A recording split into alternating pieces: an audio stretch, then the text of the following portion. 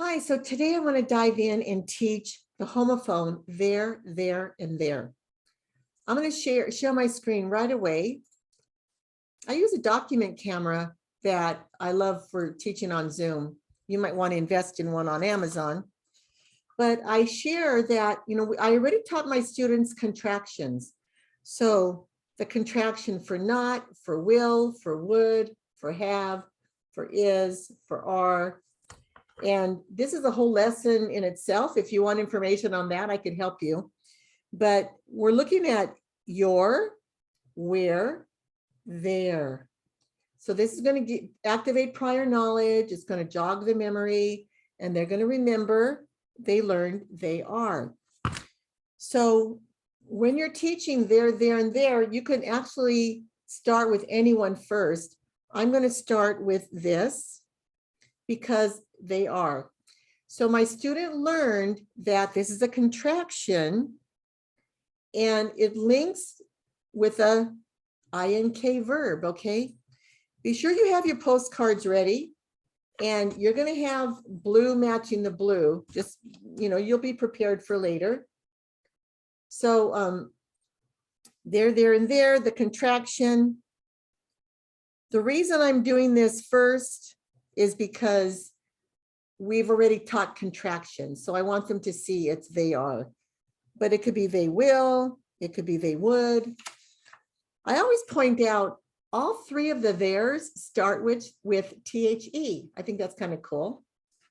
So now, because we have they are, we're going to look for ing verb. And here's snarling. It just jumps out at me. We're talking about two shepherd dogs outside, and they are snarling, or they're snarling at each other. Okay. Now, don't get confused with growling, because it's not growling is describing the noises. So we're going to skip that one.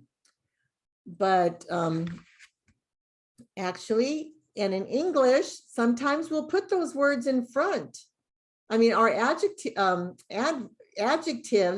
confuse the students, so we explain that's an adjective. It's describing noises. Not hurting. Hurting is our verb. There's our ing verb. And we're going to put there. Instead of they're hurting each other, that's what our brain sees. They're not hurting each other. That still allows these to go together. Okay. And they're making me scared. There's an ing verb that needs a linking verb are. It just happens to be in a contraction. Okay. So there's no verb after with ing, no verb with ing. Let's go to the next page. And I see ing word right here. They're running. If your student can capitalize, wonderful. Maybe older students can, or maybe some of the younger students who are brighter can, but that's not what I'm focusing on now. I'm focusing on using the correct word. So running over there as fast as their feet can run. Let me look for another ing word. Coming. They're coming down our side of the street. So there's a parade here, okay? Do we see any? We see playing, but that's not after a line. Mouse, proud. Stopping, okay, we see stopping. Ing word. They're stopping. Okay, and if we've missed one, which it could be likely, we'll just catch it up when we continue. Okay, oh, here's going. They're going to start. They're going to start. Okay, so back to page 1. So that was the contraction. And then I show how here is the capital At the beginning of every sentence, we want to capitalize that. Okay, so I'm going to put, 34. Look at this one. I have heard it before. They're about to have a fight. So sometimes there is a standalone pronoun with the contraction for are, they're about. That means that's the verb. Are is the verb in this sentence. Okay, so next we're going to do, let's do ownership. Ownership is going to be pink, this word right here. Notice that the word H-E-I-R is in it. And I talk about King David was heir to the throne, or Solomon was heir to the throne.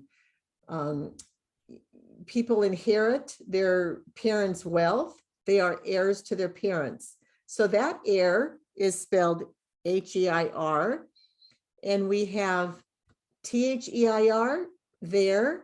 So T-H-E is always in the beginning. T-H-E-I-R is ownership. It has the word heir in it. So it means that when you look at your sentences, there's going to be a noun. Okay, so again, what's a verb? What's a noun? A noun is something you can touch, a person, place, or thing. It could be a mental noun, but we're not talking about that right now. So not a noun. Go to number 4. I can hear their noises.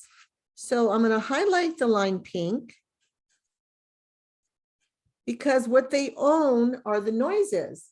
Growling is a describing word called an adjective for noises. So we're just going to highlight the noun that goes with there. And then location. They went their way. So this is going to be another whose way? Their way.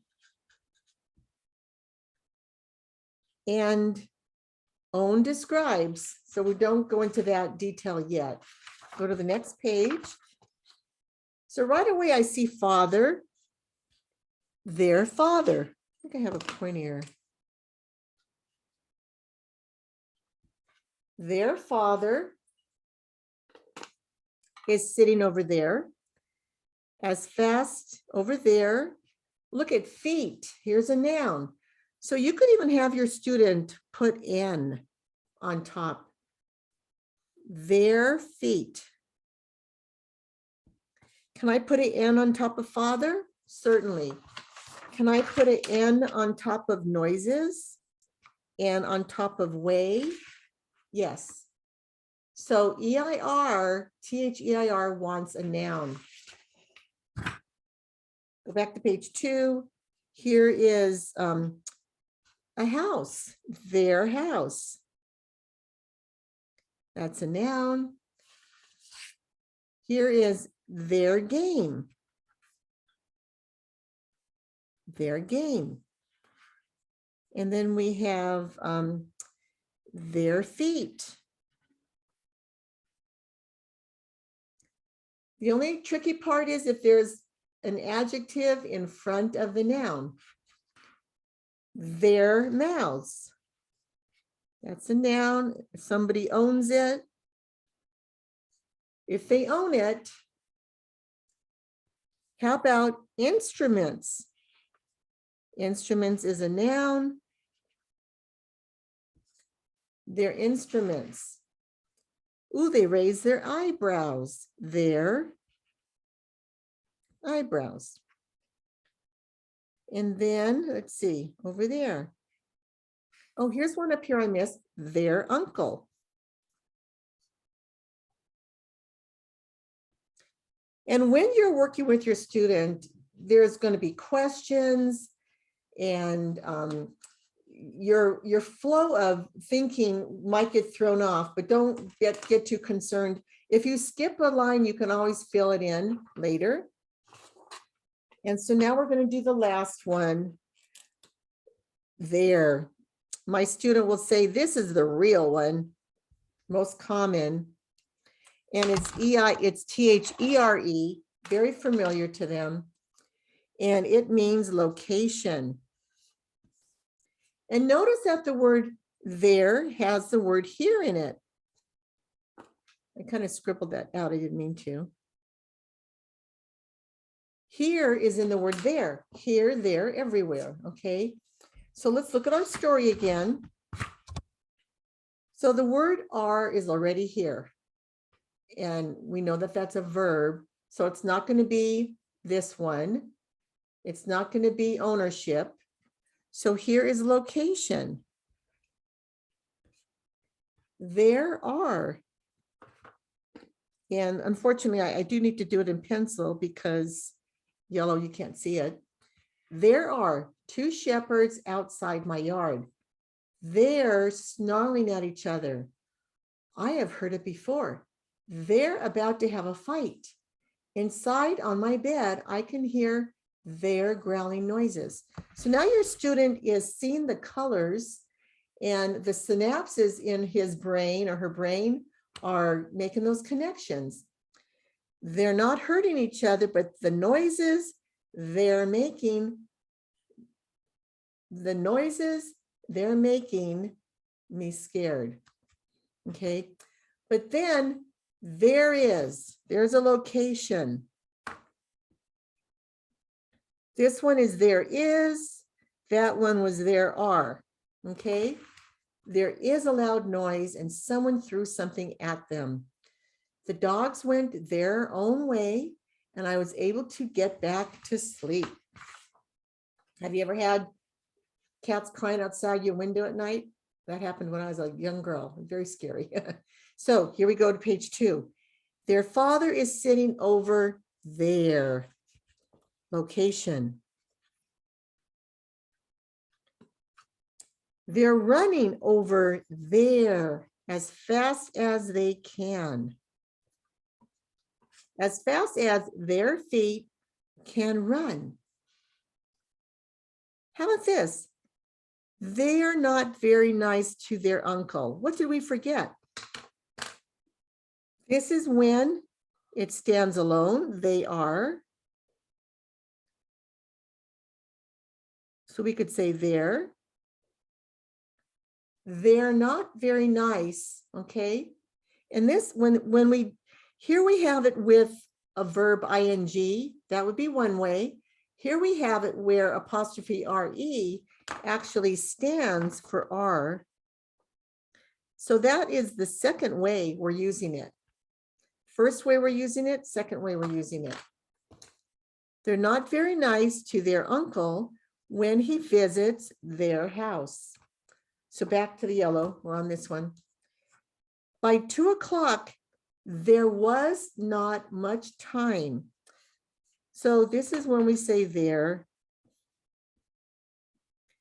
There was not much time. Here it goes with was.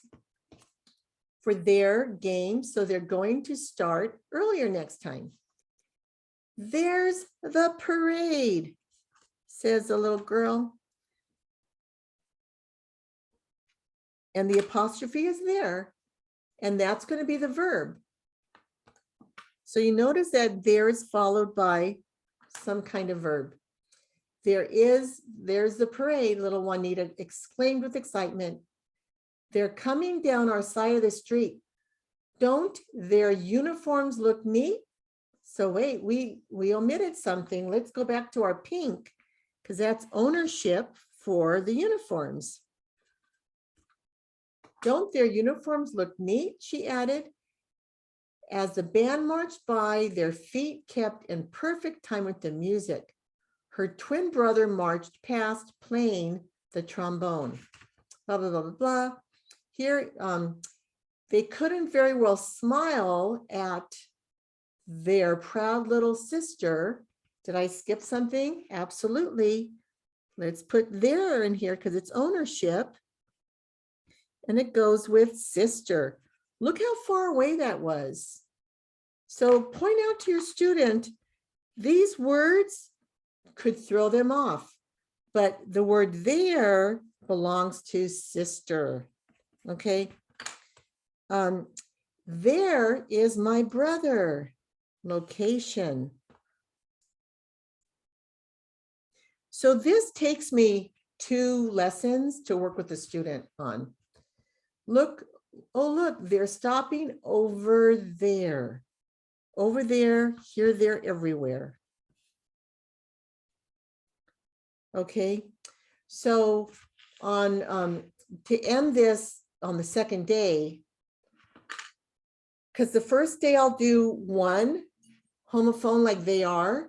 On the second day, I'll do location and ownership. And then I'll follow it with these cards. So you're going to have your student line up their cards. And they're going to know this from when we did 2, 2, and 2. They're just going to point. So I'm going to start reading the story. There are 2 shepherds outside my yard. Let them think about it. The processing is going to be working. So since you have a verb in your sentence, it won't be that. It's not ownership. It's going to be this one. Number 2, they're snarling. And the clue is the ing word, at each other. I've heard it before. They're about to have a fight, where apostrophe RE stands for are. They are about to have a fight. Inside on my bed, I can hear their growling noises, ownership. They're not hurting each other, but the noises, they're making me scared. Okay, so have your student point to each one. If you rewind this YouTube, you could get the whole story. Go ahead and use it. And if you want to email me at dyslexia-solutions.com, don't forget that hyphen, or you're going to go to someone else's website. But I have a reading program. And for Valentine's weekend, I am giving it to you 50% off if you're interested in my reading program. So reach out to me. I look forward to hearing from you. Bye-bye now.